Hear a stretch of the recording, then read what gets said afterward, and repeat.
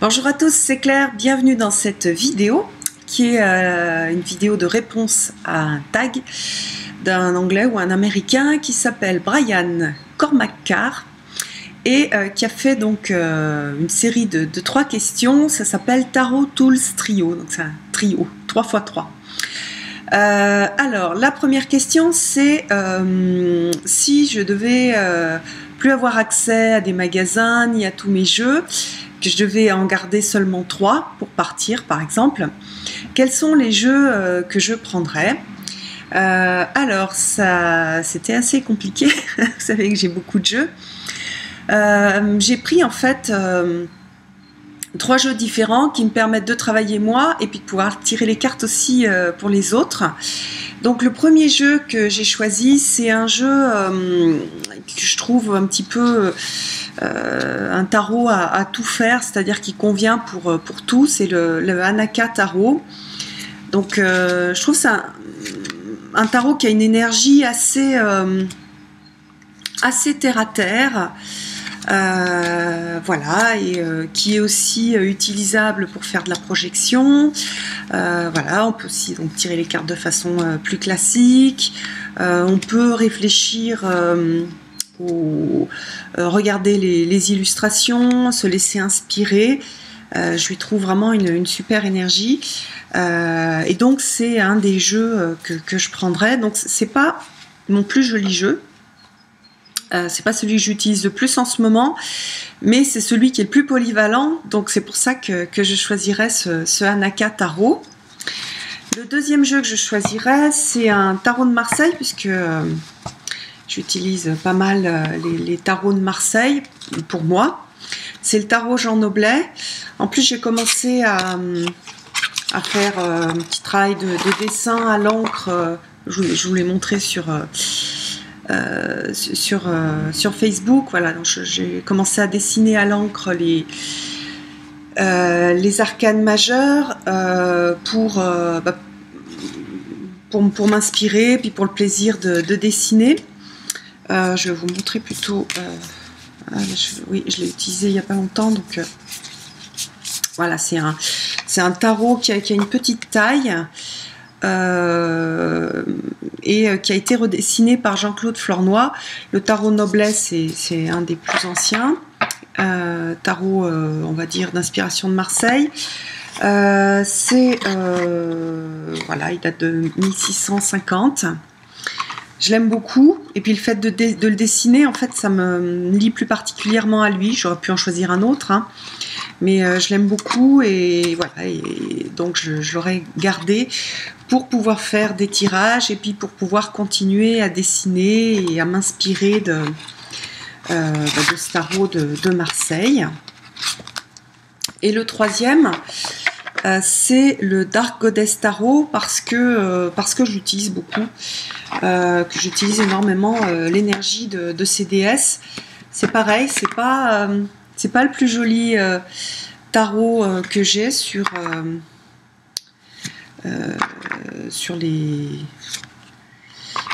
les déesses, mais j'adore le livre d'accompagnement, et je trouve que c'est vraiment un super tarot. C'est aussi un tarot auto-publié, et il apporte une énergie particulière et des messages très profonds qui sont pour moi des messages qui m'aident énormément à avancer. Donc ça, je le garderai, je l'emporterai.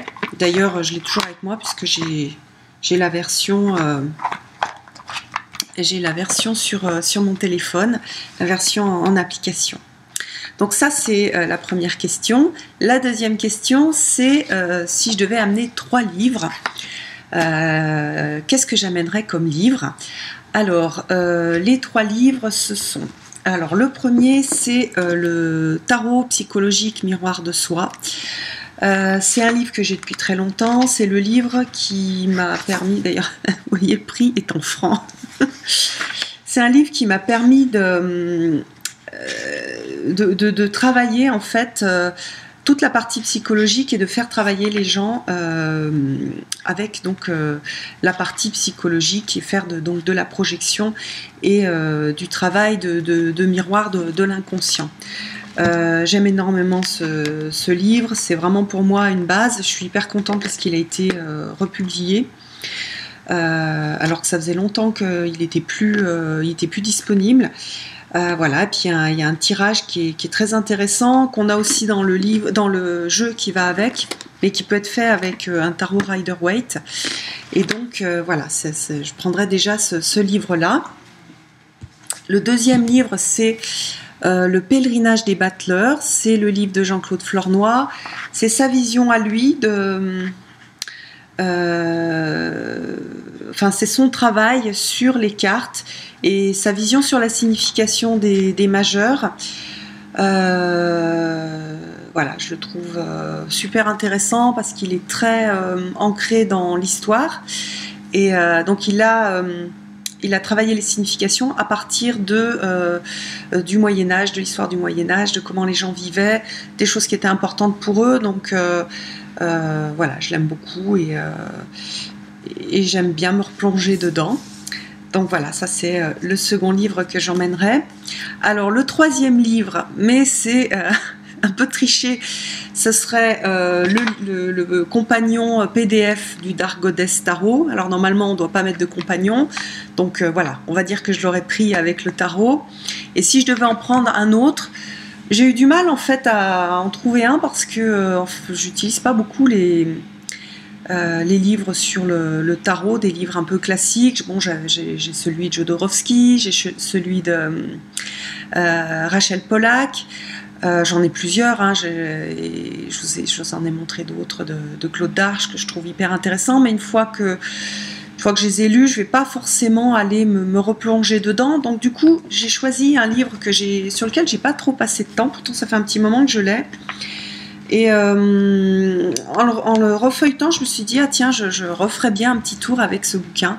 C'est un bouquin en anglais, ça s'appelle Tarot 101, donc c'est une sorte de cours sur le tarot. Donc il n'est pas organisé comme un livre classique, mais plutôt elle a regroupé en fait des choses, par exemple les archétypes féminins, et on va étudier les cartes qui sont liées aux archétypes féminins. Il y a des choses sur les archétypes masculins, les vertus et les vices, qu'est-ce qu'il y a d'autre, le chemin des arcanes majeurs. Donc j'avais envie de repasser du temps à le lire et à l'étudier, donc voilà, je l'emmènerai pour que ça me fasse voilà, une façon d'aller étudier, de voir comment est-ce que elle a vu le tarot. Je l'aime bien, Huggins, je sais pas comment ça se prononce. Elle a fait un petit cours qui, je trouve, est hyper intéressant parce qu'il est original. Il y a des exercices, il y a des questions à se poser, donc voilà. Donc je prendrai celui-là. Voilà. Mais bon, c'est juste parce que je l'ai redécouvert et que j'ai envie de regarder comment elle a présenté les choses. Alors ensuite, la troisième question, c'est 3 tirages. Moi je fais soit un tirage qui est mon tirage préféré, qui est un tirage assez ouvert, c'est-à-dire c'est un tirage un peu, comment dire, qui peut être utilisé dans n'importe quelle situation. C'est-à-dire que la première carte que je vais mettre en haut, c'est la carte qui représente donc soit moi, soit la personne pour laquelle je tire les cartes dans la situation. Cette carte, ça va la représenter, c'est un peu comme si je prenais une photo de la personne et que la personne, voilà, c'était ça. Dans cette problématique-là, elle est comme ça. Ensuite, j'ai 2 parties. Une partie avec 3 cartes qui montrent les atouts que la personne a pour surmonter le problème. Donc c'est 3 cartes, elles n'ont pas forcément de signification chacune. C'est un peu les différents atouts qu'elle peut avoir. Parfois les cartes se répondent, se parlent entre elles, parfois elles sont indépendantes, c'est 3 choses différentes. De l'autre côté, je vais remettre 3 cartes avec les choses à surmonter, les choses qui sont difficiles. Même chose, soit c'est des cartes qui n'ont rien à voir les unes avec les autres, c'est 3 obstacles différents, soit ce sont des cartes qui vont se parler et qui vont se répondre et qui vont se préciser en fait les unes les autres. Et puis la dernière carte qui est en dessous, c'est la carte qui représente le futur, le plus probable. Sachant que je tire cette carte à la fin, une fois que j'ai bien expliqué, soit que moi j'ai bien lu que j'ai bien lu les autres cartes, je vais tirer la carte à la fin. Donc oui, soit pour moi, si c'est un tirage pour moi, soit si j'ai bien expliqué avant à la personne ses atouts, les choses qu'elle a à dépasser, et je vais tirer la carte. Parce que cette carte, elle bouge en fonction des choses qui sont apportées. Donc là, en faisant le tirage, j'impacte le futur. Donc le futur n'est pas forcément le même avant et après le tirage. Donc voilà, donc je vais donc poser une carte pour représenter le futur, ce qui se profile le plus probablement, hein, puisqu'on n'est jamais à 100%. Parce que comment dire, nos futurs bougent, c'est pas des choses inscrites dans le marbre. Et puis, si ça va pas dans le sens dans lequel la personne a envie que ça aille, vers lequel la personne a envie que ça aille, je retire une autre carte pour voir parfois des choses un peu plus lointaines, donc un peu moins certaines, mais pour voir un peu comment est-ce que ça se profile. Voilà, donc ça c'est le premier tirage. Et sinon, surtout avec le tarot de Marseille, je fais des tirages libres avec, je vais tirer 3 cartes, 4 cartes, 5 cartes, ça dépend. Souvent quand c'est pour faire quelque chose de rapide, c'est 3 cartes. Et je vais regarder l'histoire que les cartes racontent. C'est-à-dire, je vais regarder s'il y a des personnages, dans quel sens ils sont tournés, je vais regarder quel type de suite il y a de façon majoritaire, si on a quelque chose de très chargé, on va vers quelque chose de plus avec moins de, par exemple je vais du 10 de bâton vers quelque chose comme de 3 de bâton, je vais regarder tout ça. Et en fonction de ça, je vais avoir mon interprétation. Donc les cartes n'ont pas de signification, enfin la position des cartes n'a pas de signification propre, c'est plus comme s'il y avait une photo, une sorte de BD, et que, oui, soit un tableau, soit une BD, séquentielle, donc ça dépend, et que donc que ça me racontait une histoire. D'ailleurs j'ai fait une vidéo pour expliquer un peu un tirage intuitif avec les cartes du tarot de Marseille, et c'est vraiment sur cette base-là que je travaille. Et le troisième, j'en fais plein de différents que j'invente au fur et à mesure, donc j'ai pas de troisième favori. On va dire il y a vraiment celui de base avec la carte qui représente la personne, les forces, les faiblesses, enfin les choses à surmonter et le résultat. C'est un peu la base, et après je vais rajouter d'autres cartes pour préciser, par exemple. Ou parfois je vais faire un tirage, je vais créer un tirage particulier pour des choses précises que je vais inventer au fur et à mesure. Enfin, il va me venir au fur et à mesure, soit que la personne me pose des questions, soit que je travaille sur ma question. Donc c'est pas un tirage que je vais faire à chaque fois, c'est vraiment à chaque fois une nouvelle création.